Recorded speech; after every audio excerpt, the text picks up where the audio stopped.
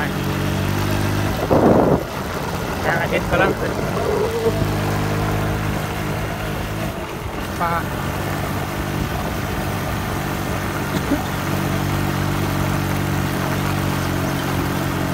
โดนแล้ว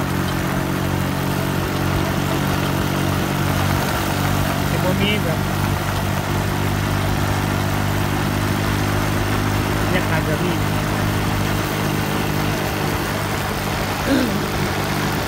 บอกทางเ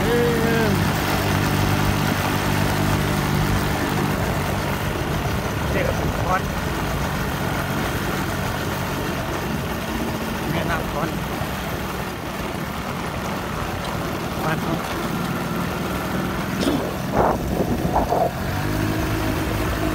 บ้านกันป้ายาง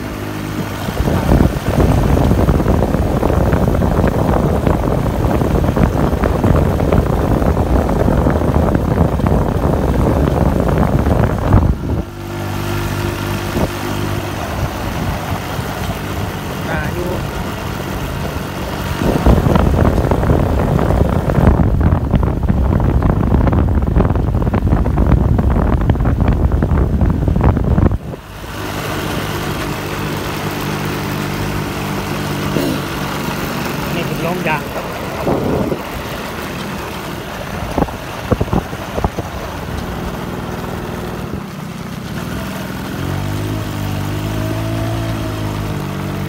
คนละกีดยางเรื่องนี้คนไม่เห็นหรอกคือเรื่องสวนยางคน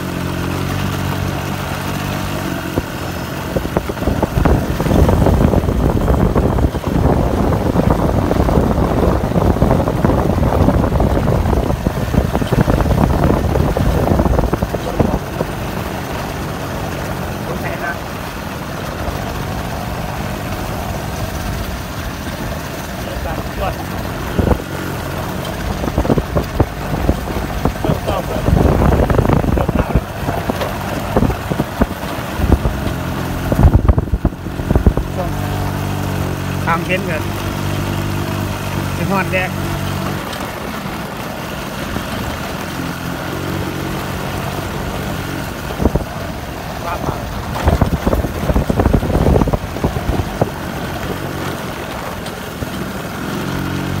เอาไปแห้วดูครับใส่หน่วยหวานลุยเป็นยังไงตรงนี้งูกันโลอันนี้ใส่เนี่ยหาจะเลาะ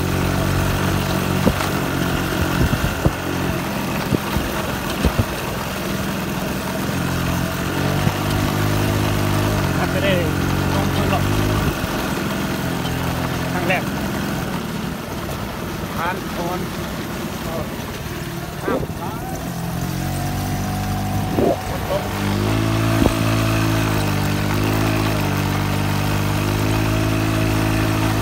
บ้านอยู่ว่าตกเกือบทุกมื้อ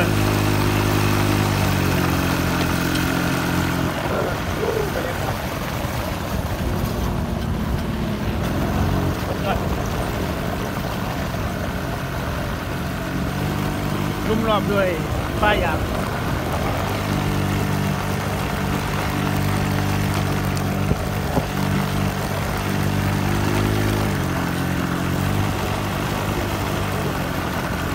เอามาเมื่อแรกลงเลย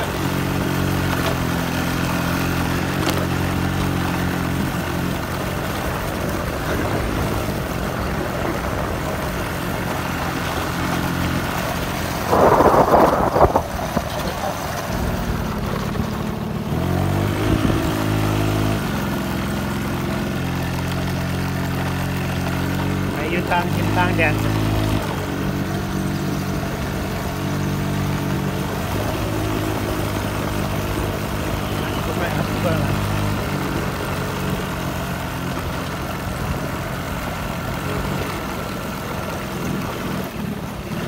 จักให้จักน้าผู้ใดได้ฮะจำบ่ใครได้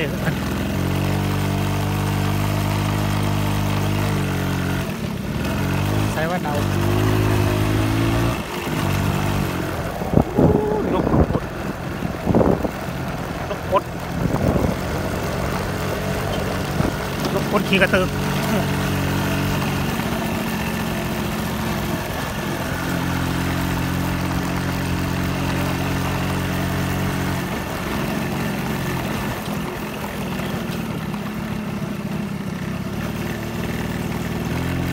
ครับอันนี้น่าจะเป็นหน้าวัตถุดิบ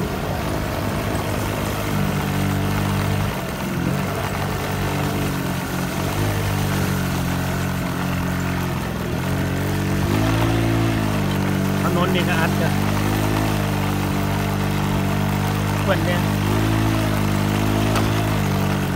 มันเป็นน้ำซ้ำนะโอ้โหแบบเป็นยังไงได้เนาะ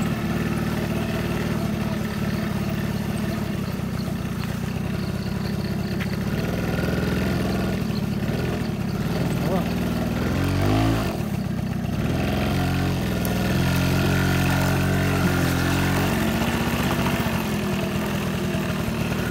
หลงทาง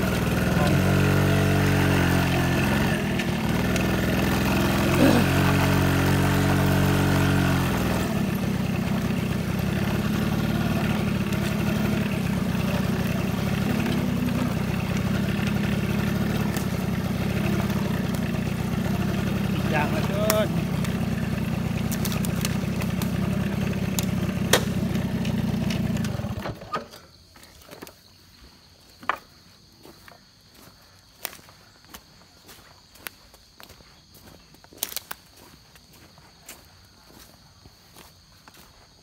ดู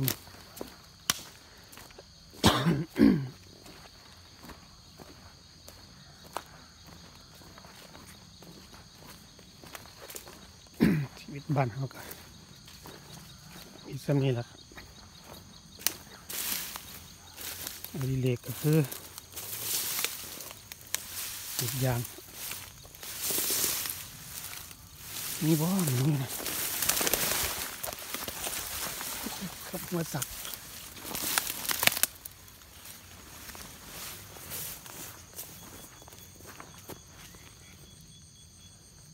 นกกัดเริ่มลงแล้วนะนกกัด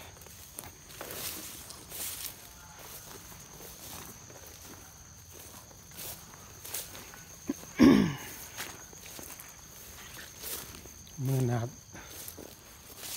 พามาใส่เหี่ยวนก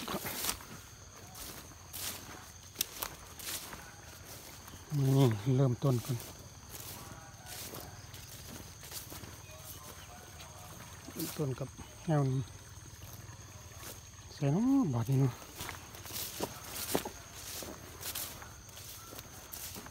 ใส่เดีย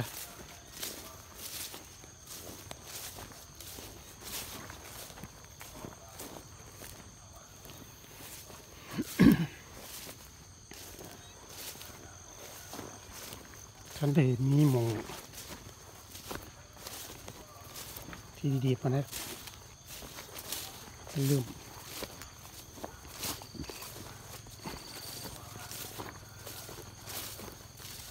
คลิปแรก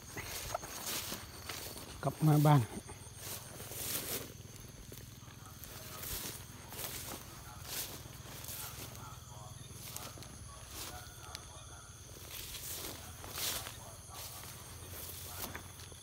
เนี่ยเถียงนาก็เปิดฟังข่าวดูสบาย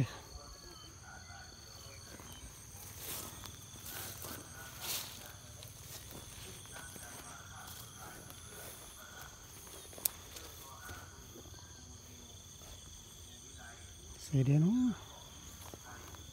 เหี่ยวก็ได้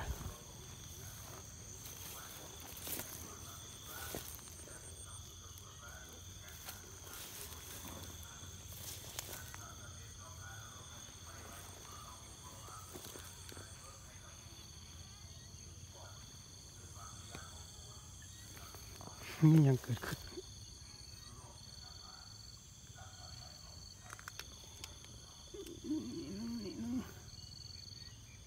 โอ้บลอกเลยว่ะ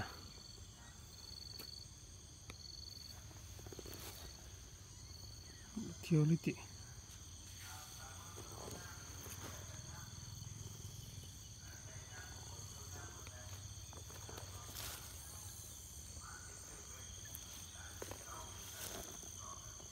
มาพ่อ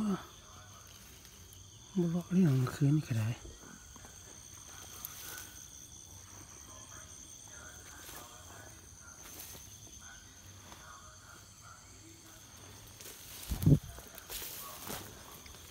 ใส่ไว้ก่อนหรอมั้ง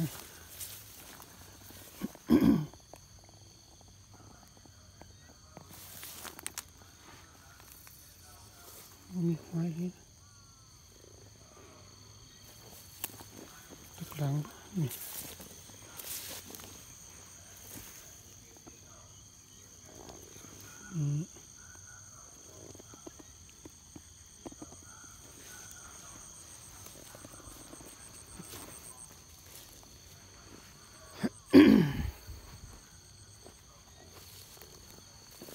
มีอย่างเกิดขึ้น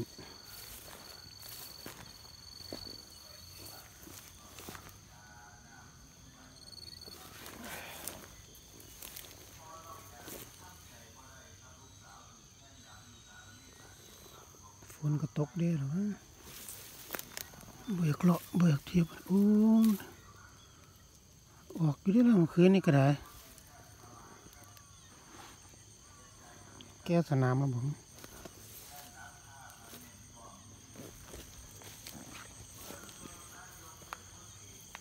แก้สนามก็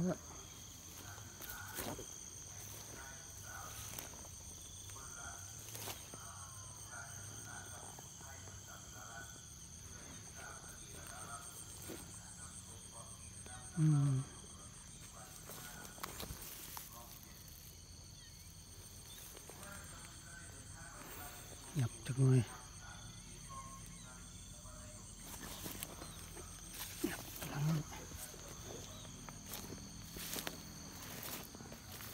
เดี๋ยวเที่ยวกัน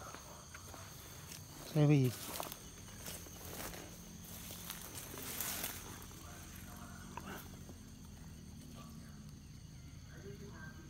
ใส่ไปหมุนนึงมันออกหมุนนึงเลย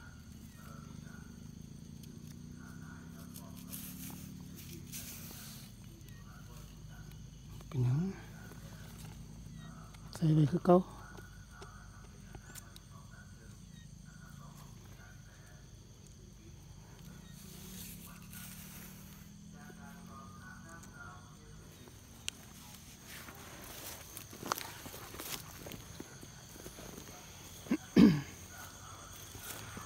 บ่มามื้อนี้จ้ะ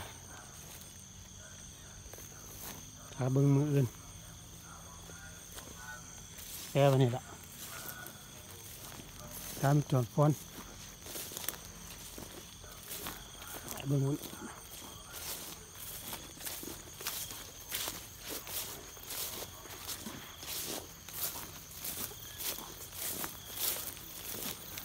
นี้เท่าไหร่แล้วกันน้ำบ้านขอดไปเลย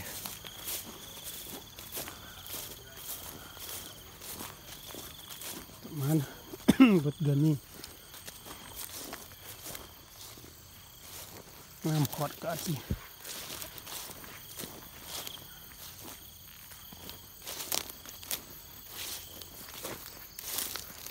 ใส่ไปใส่เดียบุเหี่ยวก็ได้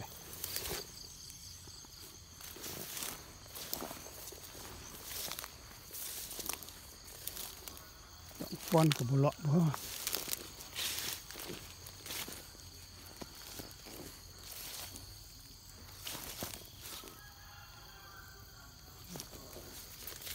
ป้อนบุเลาะ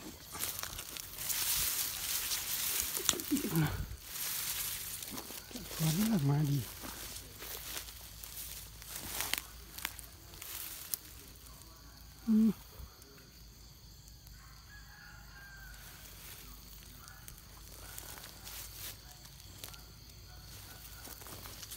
ใส่วันนี้2-3 อันดีกว่า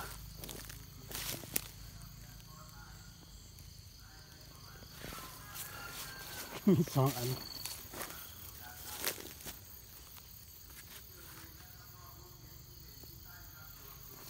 จริงๆ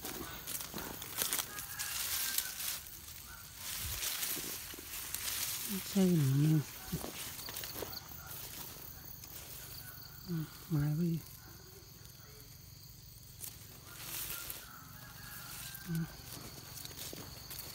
โอ้มี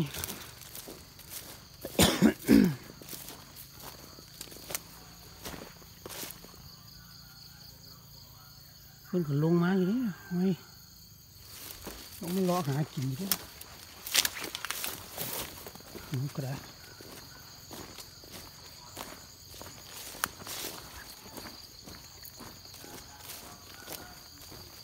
พันกัน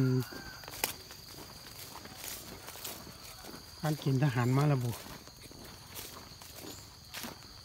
เก่งแล้วแกสนามแล้ว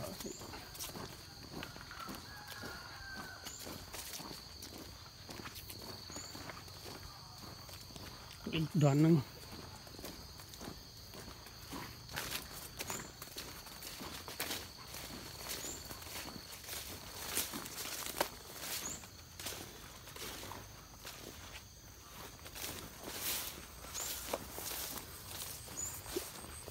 ดวงอาทิตย์กำลังจะขึ้น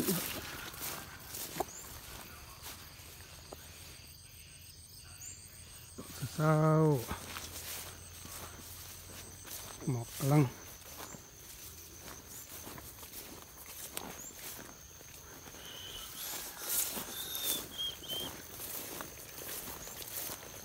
น้ำหัวใจ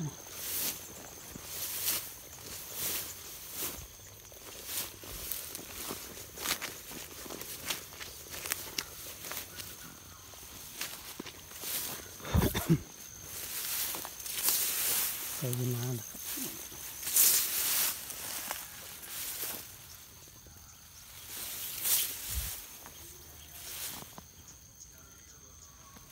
มีอย่างเกิดขึ้น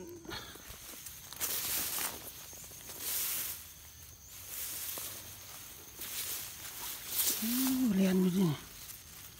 ทำจะได้ไหมโอ้สลิงหลุดสาบห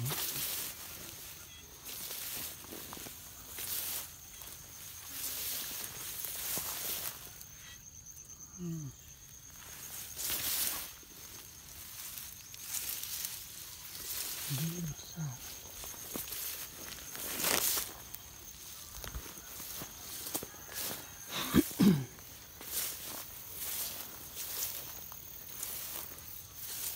คิดว่าอย่างนี้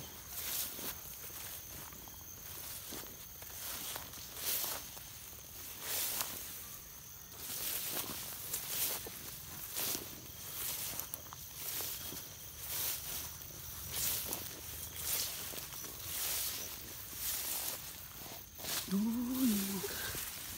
นี่เขาออกมาดูตำ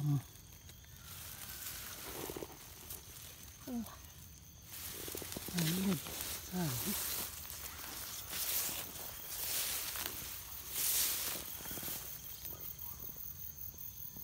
มาเพิ่น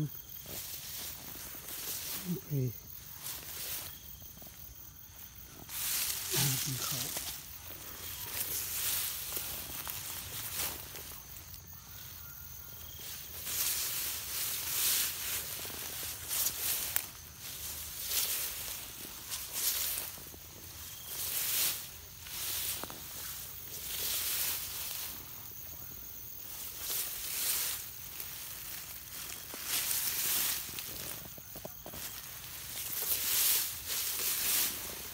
เงาไปเยอะ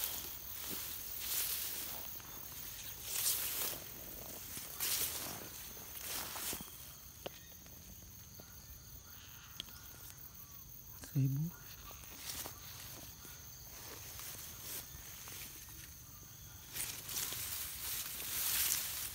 มาเป็นกัดเขา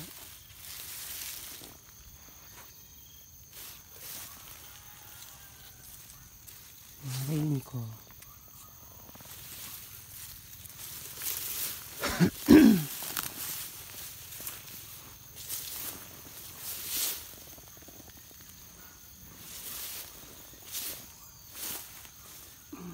เจอตรง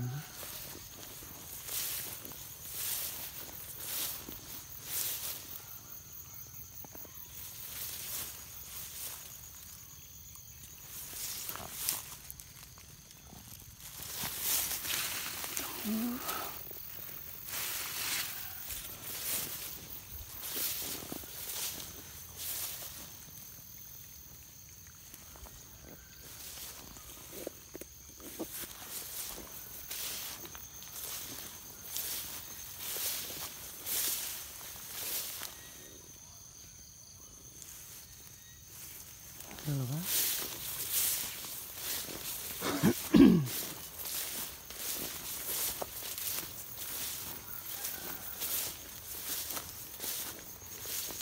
แก้ม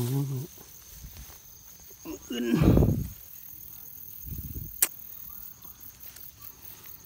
ทู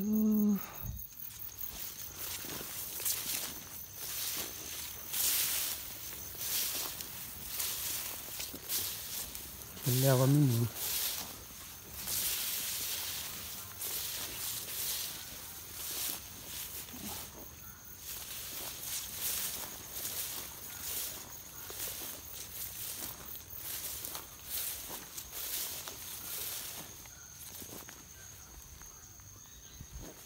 บ่ได้หยัง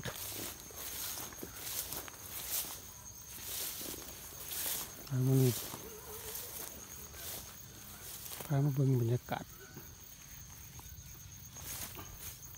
ให้ตรงนะ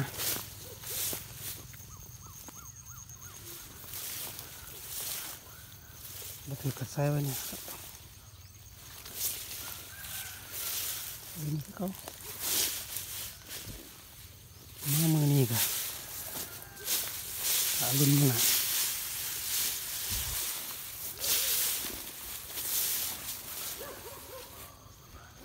โอเคนะครับ